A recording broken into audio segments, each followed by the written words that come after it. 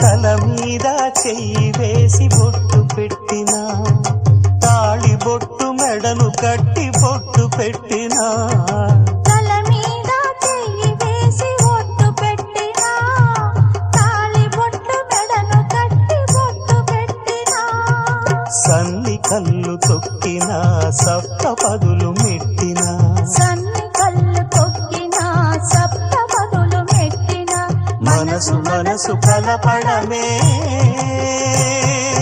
మంత్రం పరమార్థం. శ్రీరస్తు శుభమస్తు, శ్రీరస్తు శుభమస్తు.